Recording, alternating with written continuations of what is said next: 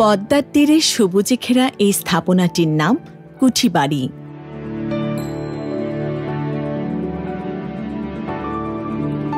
কুষ্টিয়া জেলা শহরের কাছেই লাল রঙের এই নান্দনিক তিনতলা বাড়িটি এখনো বহন করে চলেছে বিশ্বকবি রবীন্দ্রনাথ ঠাকুরের অনেক স্মৃতি।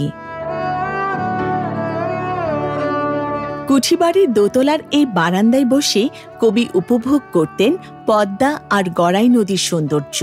ধারণা করা হয় কবির বিখ্যাত কবিতা ছোট নদী, সোনার তরী এই দুটি নদীকে ঘিরেই লেখা। নদী পাড়েই ছিল শিলাইদহ, শাহজাদপুর আর পতিশ্বর ঠাকুর জমিদারি। কবির জন্ম ও বেড়ে ওঠা কলকাতায় জোড়াসাঁকোয়। তাহলে তিনি কেন এসেছিলেন পূর্ব বাংলার এই অঞ্চলে, এই পদ্মার পাড়ে? তিনি যখন এই পূর্ববঙ্গের এই শিলাইদহে আসলেন, তার অন্যান্য যে সমস্ত ভ্রাতা তারা এই জমিদারি সম্পর্কে বেশি কিছু জানত না। এক ভাই ছিলেন আছেন ICS সত্যেন্দ্রনাথ ঠাকুর, আর এক ভাই যতীন্দ্রনাথ ঠাকুর, উনি দার্শনিক। আর এক ভাই ছোটোকালেই মারা গেছেন। তাতে 8টা ভাই, এই জমিদারি সম্পর্কে তাদের কোনো খেয়াল নাই। তো পিতা দেবেন্দ্রনাথ 1890 সালের দিকে তিনি শিলাইদহে পদার্পণ করলেন জমিদারি পরিদর্শনে এসে, জমিদারির তত্ত্বাবধানে। অবশ্য তার আগেও তিনি তার পিতার সাথে এই শিলাইদহে এসেছিলেন। ঠাকুরবাড়ির শিলাইদহ জমিদারি ছিল অবিভক্ত নদিয়া জেলার আওতাভুক্ত। সে সময় এ অঞ্চল ছিল নীলকর শেলির অধীনে।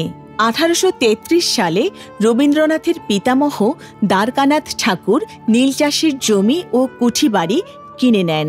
এর কয়েক বছরের মধ্যেই নীল চাষের এই জমি ও কুঠিবাড়ি পদ্মার নদীগর্ভে চলে যায়। 1890 সালে রবীন্দ্রনাথ 29 বছর বয়সে জমিদারি ভার পেয়ে শিলাইদহে কাছারির কন্যা উৎসবে যোগ দেন। জমিদার পরিবারে বেড়ে উঠলেও কবির ধ্যানে বা মনে বাসা বাঁধেনি জমিদারির অনুশাসন। তাই শিলাইদহে পা রেখেই আপন করে নিয়েছিলেন মানুষকে। প্রজাকুলের বাবুমশাই ডাকটাই তার কাছে আপন মনে হতো। প্রজাদের ভিতরে একজনের প্রজা ছিল পলাইনির মা। তার জমির খাজনা মাফ করার দরকার। পাইকেদারা তার বাড়িতে গেছে, গিয়ে খাজনা দেওয়ার জন্য তাগিদ দিয়েছে যে খাজনা পাবে কোথায়। উনি বাবুর কাছে নালিশ জানাতে গেছেন। তো অনেক লোক, জমিদারির শেষ তার বহু কর্মচারী ঘিরে আছে। উনি ভিতর থেকে গিয়ে বাবুর কাছে গিয়ে হাজির। রবীন্দ্রনাথ তখন কিন্তু রবীন্দ্রনাথ না, শিলাইদহে রবীন্দ্রনাথ কিন্তু রবীন্দ্রনাথ নন, তিনি বাবু মশাই। যা বলছে যে বাবু আমার খাজনা মাফ করে দে, তা না হলে আমি জলে ডুব দেব। আমরা যতটুকু রবীন্দ্রনাথকে জানি সাহিত্যিক হিসাবে, তার চেয়ে আমরা বেশি এখানে জানি হচ্ছে জমিদার রবীন্দ্রনাথ হিসাবে, প্রজাদরদী রবীন্দ্রনাথ হিসাবে। 1892 সালে 13 বিঘা জমির উপর এই কুঠিবাড়ি নির্মিত হয়। একই সালে কুঠিবাড়ির কাছেই নির্মাণ করা হয় কাছারি বাড়ি। ধারণা করা হয় কাছারি বাড়িতে জমিদারি খাজনা আদায় করা হতো। এখানকার বিভিন্ন ধর্মীয় ও সামাজিক পূজা পার্বণে পুণ্যপ্রার্থী প্রজাদের সঙ্গে মিশে যেতেন কবি রবীন্দ্রনাথ ঠাকুর। তিনি তার পেশাগত জীবনের বাইরে জমিদারি ছেড়ে তিনি একদম সাধারণ মানুষের মাঝে চলে এসেছেন। সাধারণ মানুষের দৈনন্দিন জীবনের কথা তুলে ধরেছেন, প্রকৃতির কথা বলেছেন, নদীর কথা বলেছেন, আবহমান গ্রাম বাংলার কথা বলেছেন। সুতরাং রবীন্দ্রনাথ আমাদের মননের কবি, প্রকৃতির কবি। রবীন্দ্রনাথ আমাদের নানাভাবে আমাদের জীবনে প্রাসঙ্গিক। রবীন্দ্রনাথ ঘুরে বেড়াতে পছন্দ করতেন। তার ভ্রমণের প্রিয় বাহন ছিল নৌকা।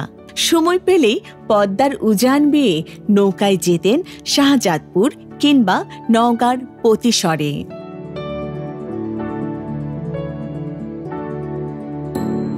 নানা পেশাজীবী মানুষের কাছে কবি ছিলেন আশীর্বাদ, কেননা এই অঞ্চলের শিক্ষা, সংস্কৃতি, সমাজ পরিবর্তনে তার ছিল নানা অবদান।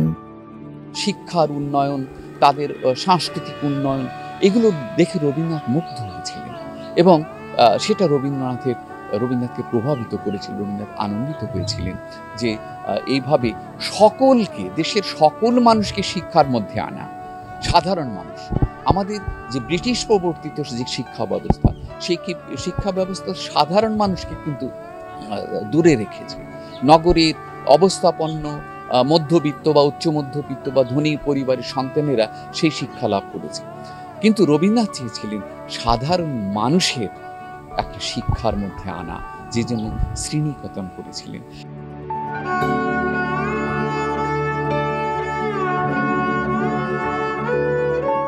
শুধু কাব্যরসের ধারাতেই তিনি মশগুল ছিলেন তা নয়, আধুনিক পদ্ধতিতে কৃষিকাজ, দাতব্য চিকিৎসালয় স্থাপন, পল্লী সমাজের সার্বিক উন্নয়নে কর্মপরিকল্পনা, স্কুল, ক্লাব, চিকিৎসালয় নির্মাণ সাপেক্ষে আদর্শ গ্রাম তৈরি, এমনকি জমিদারি শাসনেরও সংস্কার করেন তিনি। শিলাইদহের কৃষকদের যে দেখেন ছোট ছোট আল, ছোট ছোট খণ্ড খণ্ড জমির আয়তন কমে যায়, এখানে সমবায়ের ভিত্তিতে জমি চাষের একটা চেষ্টা করেছিলেন। রবীন্দ্রনাথ এখানে নতুন নতুন ফসল চাষে শুরু করেছিলেন। আলু চাষ রবীন্দ্রনাথ শিলাইদহে করেছিলেন এবং এই জন্য করেছিলেন যে চাষিরা যাতে উদ্বুদ্ধ হয়। তো এইভাবে রবীন্দ্রনাথ, যেমন কৃষি ব্যাংকের উদ্দেশ্যটা কি ছিল, মহাজনদের কাছ থেকে খপ্পরে পড়ে ঋণ নিয়ে তাদের সর্বস্ব হারাতো কৃষকেরা, কিন্তু খুব সস্তা অল্প সুদে রবীন্দ্রনাথ কৃষি ব্যাংক থেকে লোন দিতেন। এবং মজার ব্যাপার যে রবীন্দ্রনাথ ব্যবসায়ী মানে ব্যাংক নিয়ে ব্যবসা করতে বসেননি। রবীন্দ্রনাথ যত টাকা প্রতিসরে কৃষি ব্যাংকে নিয়োগ করেছিলেন, সব টাকা তিনি খুইয়েছিলেন। কৃষকরা, দরিদ্র কৃষকরা ঋণ নিয়ে সে টাকা ফেরত দিতে পারেননি। গ্রামীণ মেলার আয়োজন, তাঁত শিল্পের প্রসার, লোকসাহিত্য ও লোক সংস্কৃতির সংরক্ষণ সহ অনেক কিছুই এখানে বসে করেছেন বিশ্বকবি।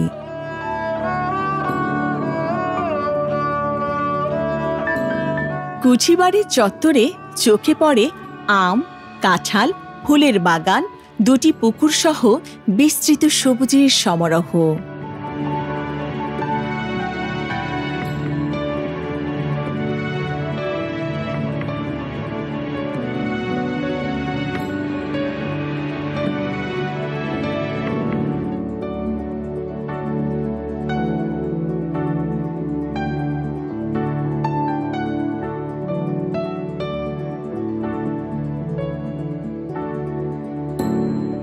বকুলতলার এই ঘাটে বসে কবি লিখেছেন অসংখ্য গান ও কবিতা। নূতন দেখা দিক আরবার, জন্মের প্রথম শুভ তোমার প্রকাশ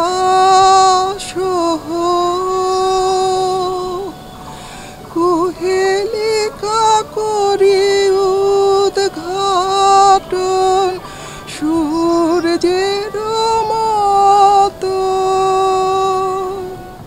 রবীন্দ্রনাথের গান গাইতেই ভালো লাগে। এই ভালো লাগাটা আসলে ব্যাখ্যা করা খুব কঠিন। আমার মনে হয় যে মানব মনের যত রকম অনুভূতি আছে, সকল অনুভূতির প্রকাশ রবীন্দ্রনাথের গানের মধ্য দিয়েই সম্ভব। আমরা সুখে আনন্দে যখন উল্লসিত হই, সেই ভাব যেমন রবীন্দ্রনাথের গানের মধ্য দিয়ে খুব আনন্দের সাথে প্রকাশ করা যায়, তেমনি যখন কোনো আমরা দুঃখ পাই, আঘাত পাই, তখনও রবীন্দ্রনাথের গানের মধ্য দিয়ে সেই গানের মধ্য দিয়ে মনে হয় যে সেই আঘাতকে প্রশমিত করা যায়, সেই দুঃখটাকে প্রশমিত করা যায়। আবার জীবনের নানা সংকটে, সমস্যায় রবীন্দ্রনাথের গান থেকে শক্তি পাই, সাহস পাই। রবীন্দ্রনাথ ঠাকুর ছিলেন প্রকৃতিপ্রেমী, অন্যদিকে মানবতার কবি। তার লেখা অনেক নাটক, কাব্য, উপন্যাসে পাওয়া যায় জীবনবোধের গল্প। তার যে 2 বিঘা জমির ভিতরে যে কাহিনী আমরা লক্ষ্য করি, সেটা হচ্ছে ছিল বিঘি 2 ভূমি আর সবই গেছে ঋণ। তারপরে এই কবিতার ভিতরে আছে রাখি হাট খোলা মন্দির গোলা মন্দির করি বাসে। এই যে কবিতাগুলো, এটা শিলাদের কিছু চিত্র এখানে পাওয়া যায়। তার লেখার ভিতরে এদেশের মানুষের কথা, মানুষের হৃদয়ের কথা, তাদের অভাব অভিযোগের কথা সবই কিন্তু তিনি ফুটে তুলেছেন তার লেখনীতে।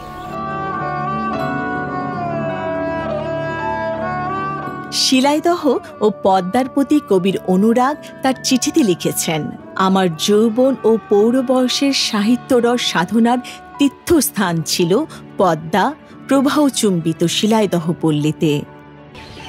রবীন্দ্রনাথ ছিলেন প্রকৃতিপ্রেমী।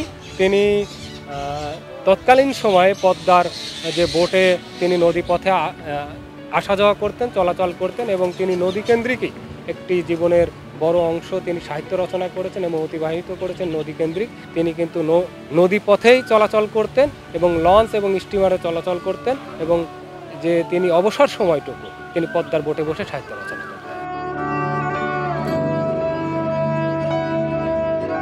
কবিকে স্মরণ করে প্রতি বছর 25 বৈশাখ কুঠিবাড়িতে পালিত হয় আলোচনা ও সাংস্কৃতিক অনুষ্ঠান।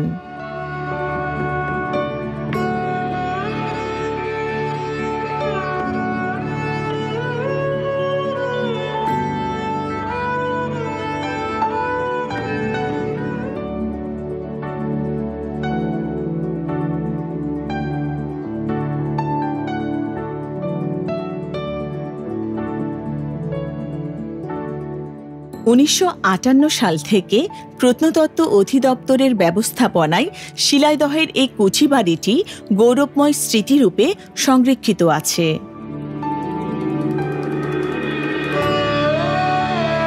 পুরো ভবনটি এখন জাদুঘর হিসেবে দর্শকদের জন্য উন্মুক্ত। জাদুঘরের নিচ ও দ্বিতীয় তলায় 16টি কক্ষে কবি রবীন্দ্রনাথের ব্যবহৃত জিনিসপত্রের মধ্যে আটবেহারার পালকি, হাত পালকি, কাঠের চেয়ার, টি টেবিল, আরাম চেয়ার, পালঙ্ক ছাড়াও রয়েছে কবির ব্যবহৃত চঞ্চলা ও চপলা নামে 2টি নৌকা।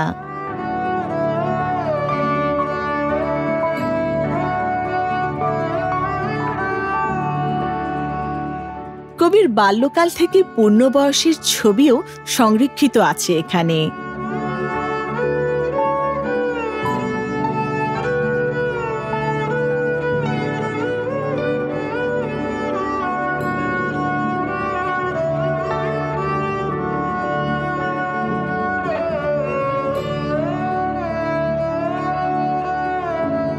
দেয়ালের ওদিকটায় তাকালে চোখে পড়ে কবির আঁকা কিছু ছবি।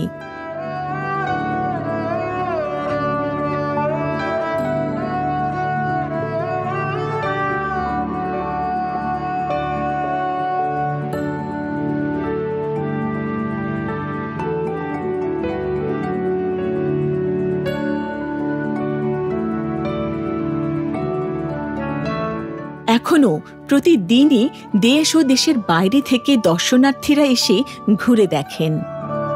আমাদের এখানে এসে খুবই ভালো লাগছে। এখানকার পরিবেশ, এখানকার সব কিছু, যে মিউজিয়ামে এত কিছু সাজানো আছে, আমরা এখানে এসে রবীন্দ্রনাথের অনেক জিনিস দেখতে পাচ্ছি, তার ইতিহাস সম্পর্কে জানতে পারছি। এখানে তার লেখা অনেক চিঠি আছে, তার ব্যবহার করার অনেক জিনিস আছে। তারপরে তার এই যে যেখানে সে বসে গান লিখতেন, সেই পরিবেশ দেখে আমাদের খুবই ভালো লাগছে।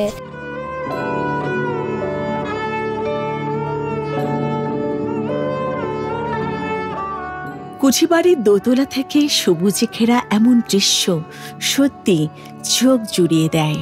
হয়তো এখানে বসেই কবি গাইতেন, আমার সোনার বাংলা, আমি তোমায় ভালোবাসি।